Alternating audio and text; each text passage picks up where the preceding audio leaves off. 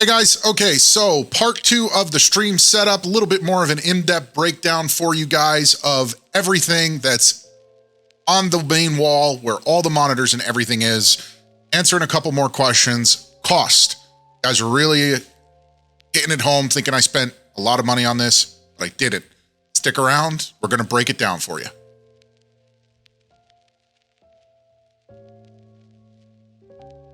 All right, so we are breaking down the actual cost of the setup. I'm gonna go based on memory, because I don't really remember like what the total was. You guys can just kind of do the math. It's not as expensive as you think it is. Let's get to an easy view here for you guys so we can see what we've got going on.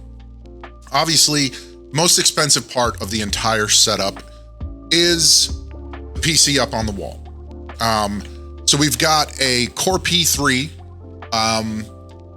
made by Thermaltake, phenomenal case, wall mountable right out of the box. All you need is a mini wall mount, TV wall mount, and the hinges, and it pops right on. You put it right up, and you're done. It's very simple.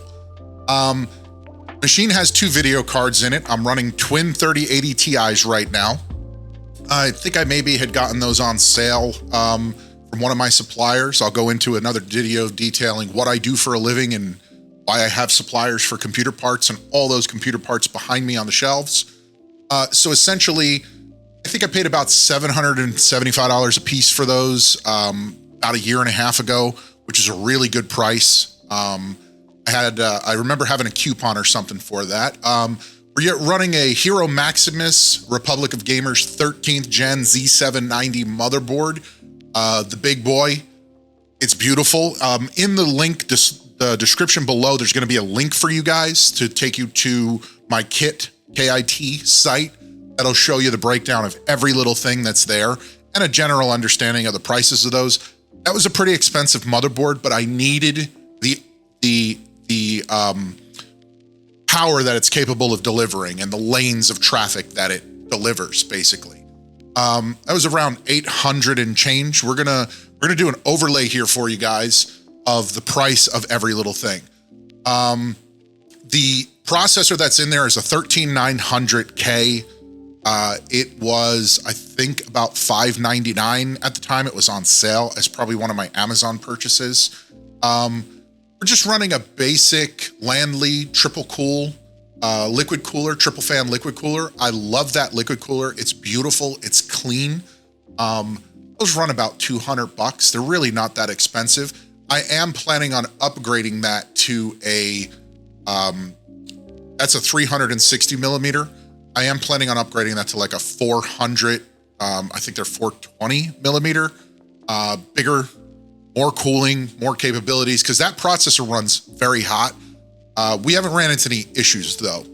That fan was just added to help just get a little bit more airflow to the cards. Even though it's an open case design, I wanted to get some cold air from the room pushed over the cards just to help them out a little bit. Because with 6 monitors and playing the games that we play at a 2K resolution, they get a little bit warm. They're definitely not struggling. They're very powerful video cards for what I use them for. But it does get a little bit warm. So a little $25 fan, a little 300 millimeter big monster box fan to go over top with a little RGB lighting in it just helps out a little bit. It's not really for the looks as much as it is for helping with that airflow. Below all of that, powering the system is a 1600 watt EVGA platinum power supply. I wanted to make sure that if I was running dual monster cards like 3080 Ti's, that we had even consistent power across the board for the entire setup. I remember that ran right around $275 or so, somewhere around there for my suppliers as well. The whole entire system's powered by 64 gigs of RAM. It is DDR5 6000 megahertz. I think that is that's the G skill. No, I'm sorry guys, apologize. Kingston gaming RAM. It's the HyperX Fury RAM. Good RAM, really does its job. And it makes the system as fast. It really is fast. I'm very happy, very content. I really don't need to upgrade to anything more for what we're doing. Like everybody keeps asking, why don't you get yourself like a 40 series car? I don't need the power. That's overkill. I mean, right now I'm in the overkill limit as we are, with the way this is set up. This is an overkill system. This is above and beyond what it needs to be. So I would say all in all total with this entire setup, maybe $3,000 for the entire PC. And that's around my cost, maybe a little bit less. I'm also running dual Western Digital SN850 Black Edition, 4th generation, 1 terabyte drives, and there is just a Western Digital SN750 2 terabyte drive that I use for transferring data, dumping stuff on there, whatever I need. It just gives me a little bit of overhead so I have size. Now you're wondering why I'm running twin 1 terabyte matching drives. I run this entire install in a RAID setup called mirrored, RAID 0 basically. And it's 2 drives that are mirrored perfectly and basically sandwiched together as 1 drive. And it's a speed increase. It's for speed. So moving off of the computer, the 55-inch TCL monitor up at the top here, that's just a 4K television. That's it. Wireless, Android Play, and all of the apps that come with it, Roku TV. I do like to watch TV while I'm streaming. I have it up. It's Star Trek or Star Wars is always on a loop. I think I maybe paid like $125 or $145 for that. It was on sale during one of the Black Fridays, and I figured I'd grab it really quick. And directly below that is my LG 2K 34-inch ultra wide. It is a 2K monitor, high definition. It's a beautiful monitor. It does the job as my backup to the big boy down here. It lets me have all my additional stuff up, which was explained to you guys in the previous video, which is also linked in this video if you want to go and see what we use all these monitors for. Believe it or not, I paid $40 for that monitor. Not because I got a deal, not because I got anything special. My nephew in college, his friend, father bought him 2 of these to game on. He had a gaming computer and he thought it died. So I basically took it, brought it back here to I have a lab that one day I'll show you guys. I tested a bunch of things, come to find out, there's a little tiny inverter on the bottom that the power brick plugs into. Nothing wrong with the power brick. That little inverter was like $12 on eBay to replace. And I had to take 8 screws out to pop the back off and plug that little inverter in, which has the board for where the power cable plugs into it. Came right back on without a single problem, and I told his friend and he was like, cool, enjoy. His dad must have bought him a new one already. So that was the cheapest monitor out of all of these monitors. So directly below that monitor is my Gigabit 34-inch gaming monitor. This is a GX series monitor. This is a 4K, 165 hertz gaming monitor, 1 millisecond response time. I love this monitor. It is so fast. It's so clean. It's so clear. I have had no issues with it. It was the most expensive monitor I have ever bought. This was actually more than my 65-inch TV in my bedroom. I paid a little over $400 for this monitor, and that was 2 years ago. It has been an amazing monitor, well worth the money. Check this out. That's in the link below, the kit description link, where you guys can actually go and see what the current prices of all this stuff is. And then on the sides, these are all 1080p, nothing special, MSI optics monitors. These 2 here are the oldest monitors I own, the closest ones to me. They're 27-inch curves, all 4 of them are. And these monitors are, I think I paid like $225 for these 2 back in the day. And that was a lot at the time for a 1080p monitor. And they were, I bought them maybe like 6 months after they came out. And these ones on the sides are the same ones, but a little bit newer generation, optics, something with a change of the name, and they have a little thinner bezel on them, but they're all identical. So color correcting is about the same on these. You're never gonna match color correction when you're going from, you know, different monitor panel manufacturers and whatnot, and different sizes and across the board. So the ones on the outside were actually on sale on Amazon for $189 a piece. So I couldn't say no to that when I decided to build out the stream room the way I wanted. Now, all of these are on standard wall mounts. Standard $18 a piece, Bessa 400 millimeter square wall mounts. They were 18 bucks a pop on Amazon. That's for all of the monitors across the board. So moving down to the desktop, I'm actually gonna switch over to we're gonna switch over to this camera because I can grab it and actually move it around so you guys can see. So obviously we do have 14 cameras. They're all over the room. We've got 4K cameras. We've got my good Sony, that's my Sony a6000 camera. I got a great deal on that. This is used, I did buy it used. Best investment I've made for the stream.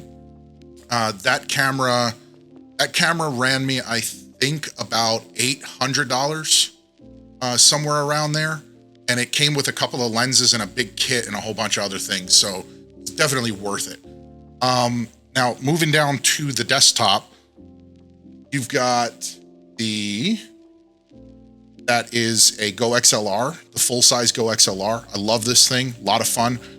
Been streaming with it for over a year. Still haven't figured out how to do all of this. Maybe some of my friends one day can teach me, because I don't know what half of the stuff does on this side, but I do know that all of the other audio is pretty sick and set up pretty good with the auto adjustments and all of this stuff. I love this thing. It's absolutely awesome. And if you look behind there, right behind there, that is the wireless mic setup for when we're doing computer builds.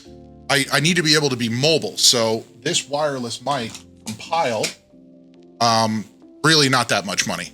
I think I paid about 80, 90 bucks for it.